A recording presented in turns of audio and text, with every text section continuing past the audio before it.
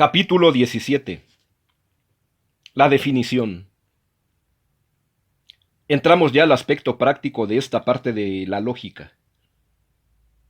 Lo aprendido acerca del concepto tiene su principal aplicación en la formulación de las definiciones correctas. 1. ¿Qué es la definición?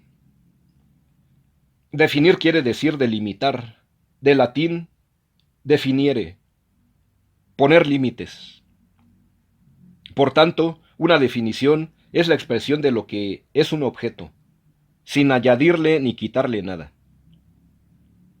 En otras palabras, nuestros conceptos se refieren a ciertos objetos, y explicitar con exactitud a qué tipo de objetos se refieren tales conceptos es lo mismo que definir. Como puede notarse, estamos en el terreno de la comprensión de un concepto. Saberlo desarrollar con exactitud y fidelidad, sin que falten o sobren notas especiales, es saber definirlo. En el momento en que consideremos mayor número de notas en un concepto por definir, estamos restringiendo su extensión, y en el momento en que pongamos en un concepto menos notas de las que posee, estamos ampliando indebidamente su extensión.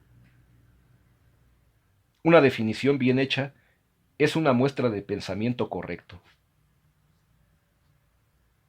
Sócrates en el siglo V antes de Jesucristo se interesó con empeño en la obtención de correctas definiciones. Sus discípulos, ante la pregunta acerca del significado de un término difícil, como justicia, virtud, etc., contestaban enumerando diversas personas justas o diferentes virtudes.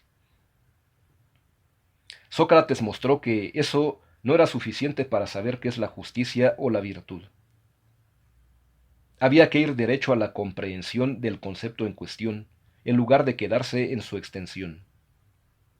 Sólo así se podía definir y captar con precisión un concepto. La utilidad de una buena definición reside principalmente en que con ella se elimina la ambigüedad del vocabulario, haciendo posible la uniformidad del pensamiento y de conclusiones en las diversas mentes que investigan un asunto. Si la previa definición se corre siempre el riesgo de estar hablando de aspectos diferentes con las mismas palabras.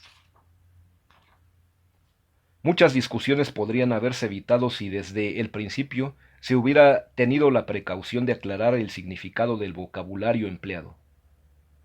Por ejemplo, en ética no se podría avanzar con profundidad científica si no se definen conceptos como valor, obligación, moralidad, autonomía, libertad, virtud, amor, etc. Sin una previa aclaración de estas nociones, la ciencia ética se convertiría en una mera charla de café, tal vez interesante, pero sin ninguna solidez en sus conclusiones. 2. La definición nominal. Existen varios tipos de definición. El más sencillo es la llamada definición nominal. Su nombre mismo nos indica que se refiere al nombre o palabra. Una definición nominal solamente nos orienta acerca del sentido que tiene la palabra definida. Esto puede hacerse utilizando sinónimos o palabras más usuales que se aproximen al significado de la palabra definida. El procedimiento más técnico para llevar a cabo una definición nominal es recurrir a la etimología de la palabra. Nótese que en este libro de forma constante hemos utilizado la definición nominal para iniciarnos en algún tema. Así, por ejemplo, la lógica, la filosofía, la misma definición, son temas que primeramente se han explicado en su definición nominal y enseguida se ha dado una definición más rigurosa, que es la definición real. Con esos ejemplos ya se puede concluir que, aun cuando la definición nominal todavía no satisface el deseo de exactitud, es buen método para indicar una primera aproximación y orientación hacia el significado que luego se precisará. Quien tiene algunas nociones de etimologías latinas y griegas ya puede por sí mismo orientarse hacia un significado correcto, cada vez que se encuentra palabras técnicas nuevas. Tal sucede con palabras como geología, ortografía, grafología, etc. 3. La definición real. Este es el tipo de definición que nos puede llevar con exactitud y rigor al fin deseado. La definición real se refiere a la cosa u objeto significado. Del latín res, cosa. Se trata básicamente de poner en claro las notas constitutivas de un concepto, de manera tal que su extensión abarque precisamente los objetos que se pretende, ni más ni menos. Todavía existen subdivisiones de la definición real. El procedimiento más frecuente es una simple enumeración de las propiedades más típicas del objeto por definir. El resultado se llama definición descriptiva. Por ejemplo, el hierro es un metal gris con peso atómico 55.84, número atómico 26 y densidad 7.86. Existe por fin la definición real esencial, que es la más rigurosa y por tanto la más difícil de obtener. Consiste en descomponer un concepto precisamente en su género más próximo y su correspondiente diferencia específica. Son contadas las definiciones que se han logrado de esta manera, pero su valor es indiscutible. Los ejemplos más simples e ilustrativos los tenemos en el árbol de Porfirio. Cada concepto del tronco queda explicitado por el género inmediato superior y la diferencia específica inmediata. Otros casos menos claros son los siguientes. Libertad. 1. Aptitud de la voluntad. 2. Para elegir un objeto entre otros. La diferencia específica está señalada en el segundo inciso, y el género próximo está en el primero. Otro caso. Amar. Querer el bien. Para alguien.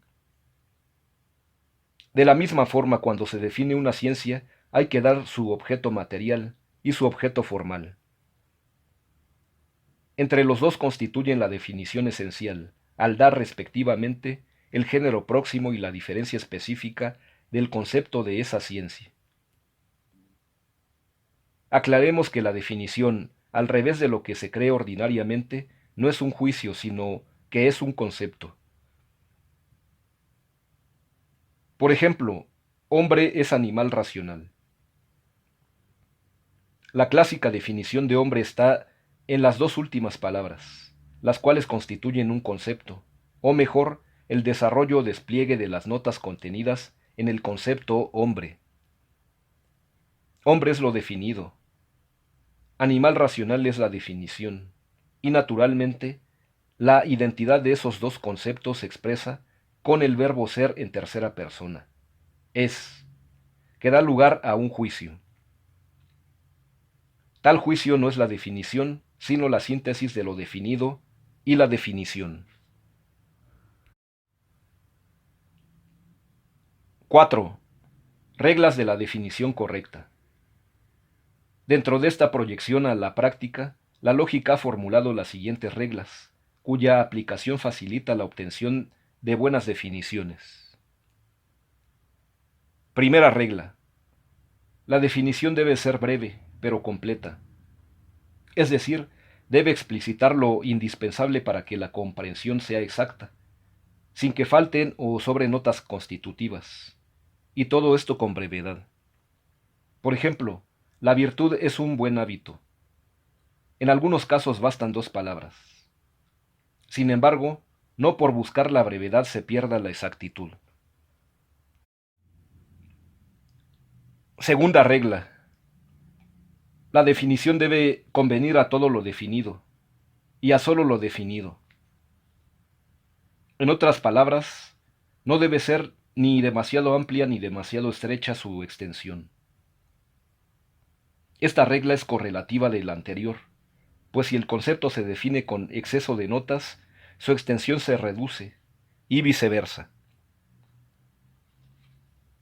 Se comprueba que una definición sigue esta regla cuando se puede colocar la definición en el lugar de lo definido y viceversa, sin que pierda sentido la proposición. Por ejemplo, todo triángulo es polígono. Mala definición, porque no se puede decir todo polígono es un triángulo. Cuando es posible efectuar este intercambio, se dice que la definición es convertible. Tercera regla. La definición debe ser más clara que lo definido. Solo así se consigue el fin que se pretende. La definición elaborada con palabras ambiguas, metafóricas o de significado igualmente desconocido resultan vanas. Sin embargo, en algunas ocasiones con una breve explicación del lenguaje empleado sería suficiente para aceptar definiciones a base de tecnicismos. Cuarta regla. Lo definido no debe entrar en la definición. Con esta regla se quiere evitar uno de los defectos más comunes en la elaboración de definiciones.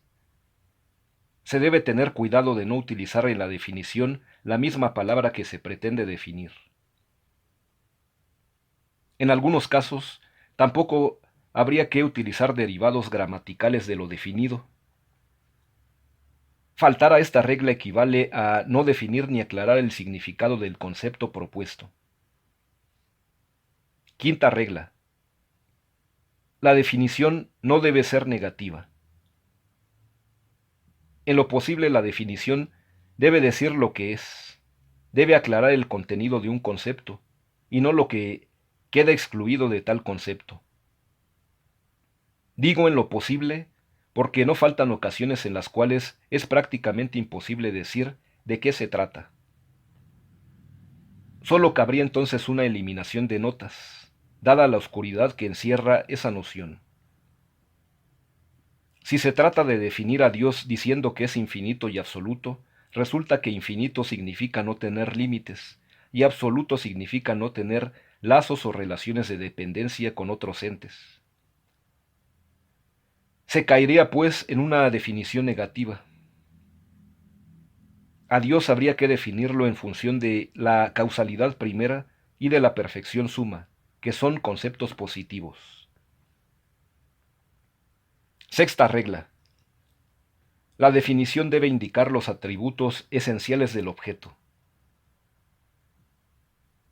Esto quiere decir que, o bien, se señalan el género próximo y la diferencia específica, que constituyen la esencia tratada, o por lo menos, se ponen en claro las propiedades que necesariamente posee el objeto definido. Así resultarán las definiciones esencial y descriptiva respectivamente. Siguiendo estas reglas, se facilita el pensamiento correcto al nivel del concepto. De otra manera, puede suceder que una frase que pasa como definición, aun cuando exprese cualidades muy reales de lo definido, sea incorrecta como definición. Por ejemplo, es verdadero que amar es querer, pero como definición, esto es incorrecto, pues allí apenas está indicando un género sin precisar la correspondiente diferencia específica. Amar es querer al bien para alguien. Por otro lado, no siempre es posible definir con rigor algunos objetos. Lo individual no se puede definir, porque aunque se conozca su género, es difícil que se llegue a captar lo definitivamente típico de ese sujeto, que lo distinga no solo de las demás especies, sino también de los demás seres de la misma especie. Tampoco se puede definir el ser y el ente, porque siendo conceptos de máxima universalidad, es imposible encontrar un género superior que sirva para definirlo. Lo mismo se diga de ciertas categorías. A lo más habría que conformarse con definiciones descriptivas. Y por último, hay experiencias internas tan claras como el dolor, la alegría, la luz, etc., que cualquier intento para definirlas más bien lograría oscurecerlas.